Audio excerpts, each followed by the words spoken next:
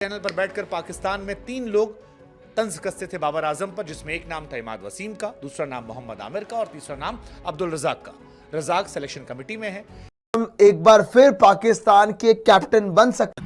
हाल ही में लाहौर में press conference के दौरान ही कप्तानी में बदलाव का हिंट दे दिया था। जानकारी के मुताबिक पाकिस्तान के पूर्व कप्तान बाबर आजम को जिस तरह से कप्तानी से हटाया गया है, बाबर आजम का नाम आते ही शाहिद अफरीदी का चढ़ गया पारा।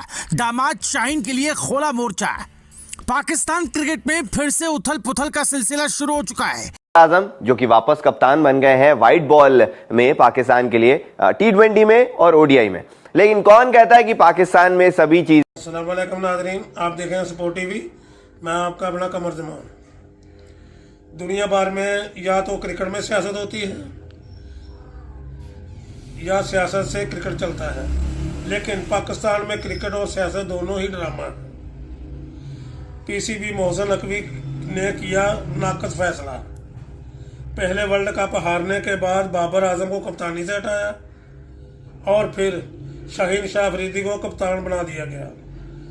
फिर PSL में नाकस कारकर्दगी पर शाहीन शाह अफरीदी को कप्तानी से हटाकर फिर से बाबर आजम को कप्तान बनाया गया। इस पर भारतीय मीडिया का क्या कहना है, आए चलते हैं वीडियो की तरफ। दुनिया भर में या तो क्रिकेट में सियासत होती है या सियासत से क्रिकेट चलता है, लेकिन पाकिस्तान के अंदर सियासत हो या क्रिकेट हो, दोनों में आपको फुल एंटरटेनमेंट देखने को मिलता है। और ये एंटरटेनमेंट का मजा वहां की जनता भी ले रही है और हिंदुस्तान और दुनिया भर में जो क्रिकेट लवर हैं वो भी देख कर ले रहे हैं, कह रहे हैं भाई क्या हो रहा है। और इतना मनोरंजन अगर आप क्रिकेट की पिच पर कर देते तो शायद और मौज कर जाती। ये कहानी इसलिए बता रहे क्योंकि 15 नवंबर वो तारीख थी जब बाबर आजम को कप्तानी से इस्तीफा देना पड़ा। आरोप लगा कि पाकिस्तान के इतिहास में पहली बार वर्ल्ड कप में अफगानिस्तान जैसी टीम ने उनको रौंद दिया, चुल्लू भर पानी में डूबने वाली हालत कर दी थी।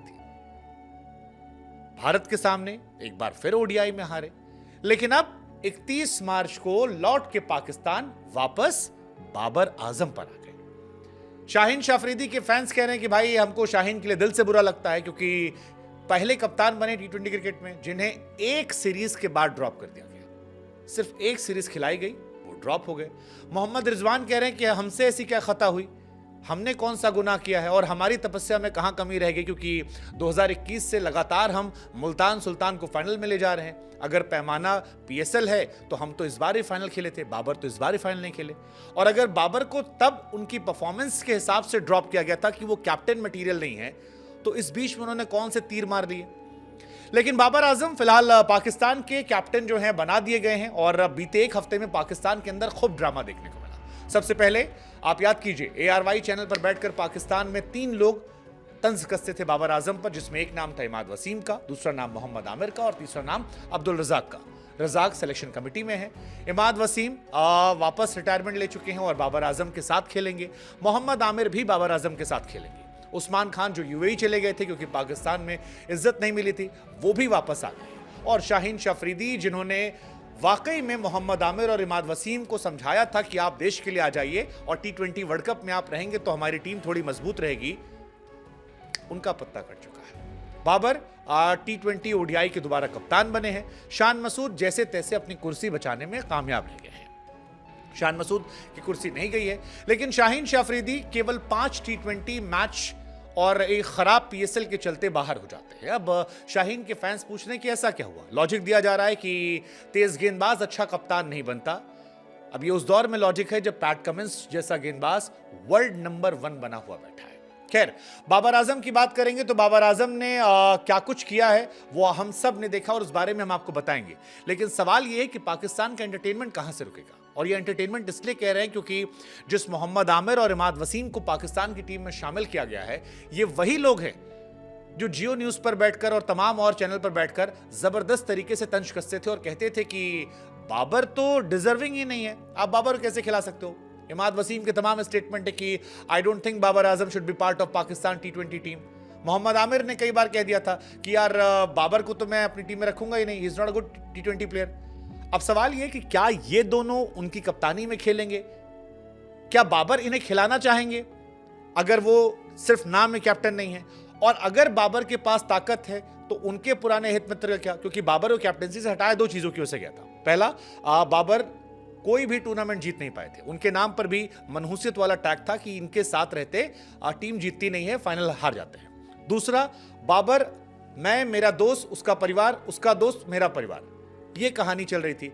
अब क्या बाबर इससे फिर बाहर निकल पाएंगे ये पता नहीं। लेकिन बाबर आजम जिन्हें कैप्टनसी से हटाया गया था क्योंकि T20 वर्ल्ड कप 2021 वो हारे थे, PSL 2022 हारे थे, एशिया कप 2022 हारे थे, वर्ल्ड कप 2022 हारे थे, PSL 2023 हारे थे, एशिया कप 2023 हारे थे, क्रिकेट वर्ल्ड कप 2023 हारे थे, PSL 2024 हारे थे, और इन सारी चीजों के हारने के बाद भी उन्हें कैप्टन बनाया गया है। वैसे 2022 के बाद से बाबर आजम ने आईसीसी के किसी भी टूर्नामेंट में सिर्फ एक शतक लगाया है एज अ बैट्समैन भी, और वो था नेपाल के सामने। बाकी हर जगह पर, हर सीरीज में, हर मैच में, हर क्रूशियल स्टेज पर बाबर संघर्ष कर रहे थे। ऐसे में पाकिस्तान के अंदर यह विवाद लगातार बढ़ रहा है कि क्या चल रहा है और क्यों चल रहा है और क्यों कैप्टनसी बाबर को गई है। पाकिस्तान को समझने वाले जानते हैं कि वहां पर जब निजाम बदलता है तो पाकिस्तान का कप्तान जो है वो भी बदल जाता है। लेकिन सवाल यहां पर यह है कि क्या इस निजाम और कप्तान की कहानी के बीच में शाहीन शाह अफरीदी के साथ गलत हो गया? सवाल यह है कि मोहम्मद रिजवान को जगह क्यों नहीं मिली, क्योंकि ज्यादातर लोगों का मानना है कि सबसे डिजर्विंग कैंडिडेट कोई था तो वो थे। वो कंट्रोवर्शियल नहीं है, उन पर सवाल नहीं है, उनका बल्ला रन भी बनाता है और उनके पीछे परफॉर्मेंस का एक लंबा चौड़ा इतिहास है। सवाल यह भी कि जो आमिर, जो इमाद बाबर को रत्ती भर पसंद नहीं करते, जिनका करियर बाबर आजम की वजह से खत्म हो गया था, वो क्या इनके नीचे खेल पाएंगे? या बाबर जो बाहर बैठकर लगातार इन लोगों की बात सुन रहे थे कि इनके बारे में रोज इतनी बातें की जा रही है, क्या वो इनके साथ गले से गले मिलकर, दिल से दिल मिलाकर खेल पाएंगे?